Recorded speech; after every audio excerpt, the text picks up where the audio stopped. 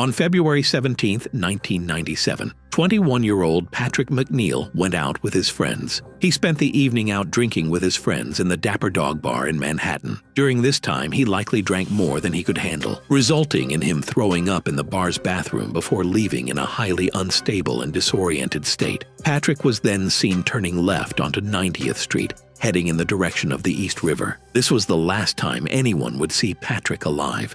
Following this night out, Patrick vanished into thin air. Despite extensive efforts, authorities found no leads or clues to his whereabouts.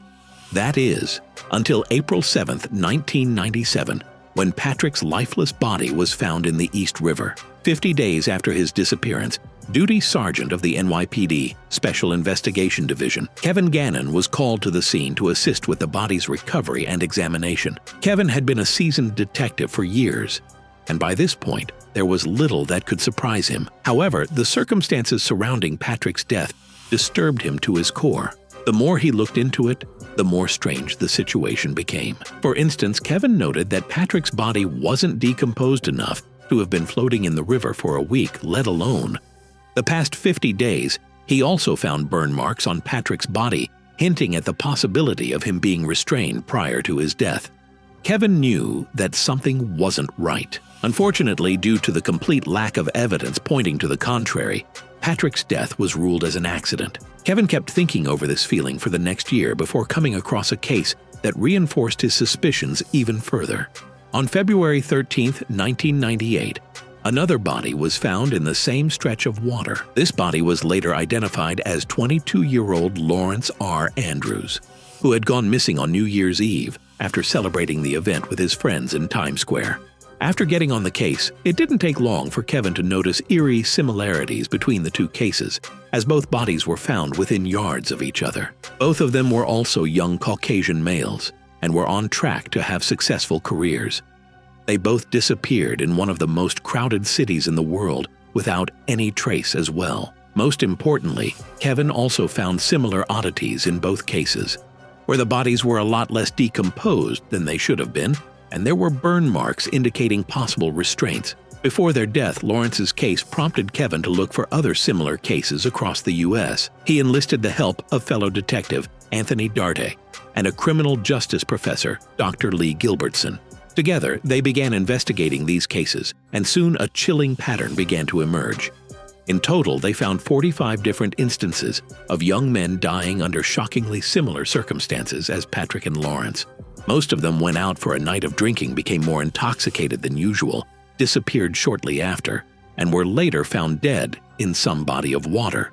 Almost all of them were also Caucasian and on track to have a high-paying career like engineering after college. Most disturbingly, however, they also found graffiti of smiley faces near the bodies of at least a dozen different victims. This led to the three investigators creating the smiley face murder theory. According to this theory, these 45 and possibly many other deaths from the 1990s to 2010s weren't accidents in the slightest. Instead, they were murders committed by a single deranged person or an organized group of serial killers.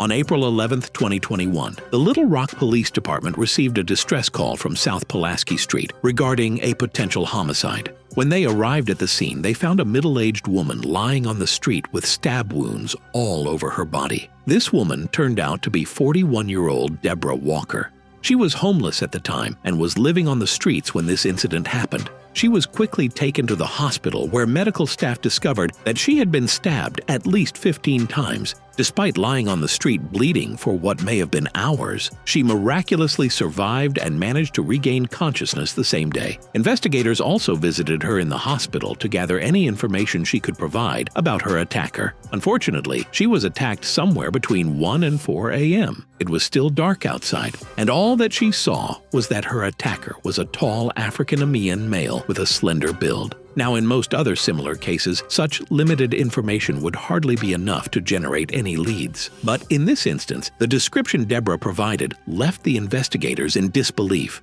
That's because her attacker's profile closely matched the perpetrator of another incident that took place about 8 months earlier in the surrounding area. The victim of that incident was 64-year-old Larry Eugene Machen. He was living in Little Rock with his daughter Sarah, who was on probation at the time. On the 20th of August 2020, he had a medical emergency and was taken to the hospital in an ambulance. He was discharged from the hospital the next morning. However, when the hospital staff tried to contact Sarah so she could pick him up, she wasn't answering her phone. So they gave Larry the information about a nearby homeless shelter and a bus token to get there. Later that day, Sarah came to the hospital looking for her father, only to learn that he'd been discharged hours ago. She then reached out to the homeless facility Larry was told about, but they didn't know anything about his whereabouts either. The only option she had was to file a missing persons report and wait for the police to find Larry. 2 days later, on the 24th of August, Sarah received the call she was waiting for. Tragically, it wasn't the news she had hoped for.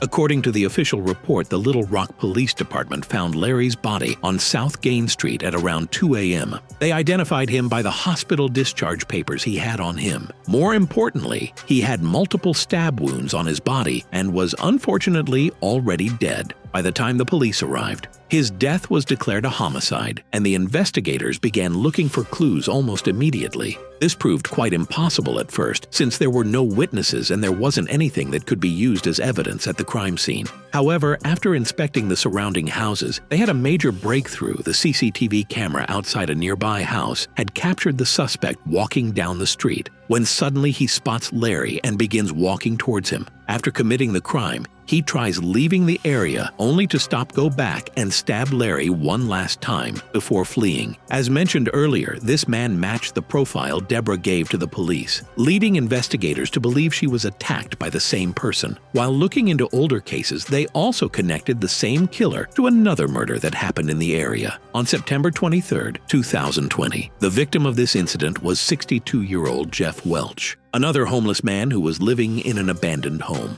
On the morning of that day, Jeff's friend found him on the porch of his house with a stab wound on his neck. By this point, the investigators knew they were dealing with a deranged serial killer. However, just as they uncovered the connection between the three attacks, another tragedy unfolded.